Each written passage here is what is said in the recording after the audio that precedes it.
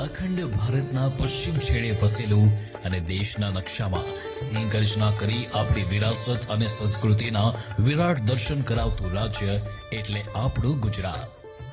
અનેક ઋષિગણો સંતો મહંતોએ આ ધરા પર હજારો વર્ષ સુધી તપસ્યાઓ કરી છે।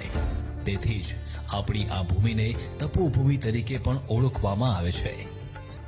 कि सदियां बदलती हैं, युग बदलते हैं, लेकिन आस्था का शिखर शाश्वत रहता है। તપોભૂમિ ગુજરાત ગ્રંથ વિમોચનના કાર્યક્રમમાં આપણી સૌની સાથે મંચ ઉપર ઉપસ્થિત પૂજ્ય શ્રી દિલીપદાસજી મહારાજ, પ્રસિદ્ધ કથાકાર શ્રી લંકેશ બાપુ, શ્રી દેશના યશસ્વી વડાપ્રધાન નરેન્દ્રભાઈ મોદી સમર્પિત પથ્થર બોલતા હૈ તપોભૂમિ ગુજરાત એક એવો ગ્રંથ જે સાંસ્કૃતિક, ધાર્મિક અને સામાજિક ધરોહરની સાથે સર્વોત્તમ ટેકનોલોજીથી સજ્જ છે।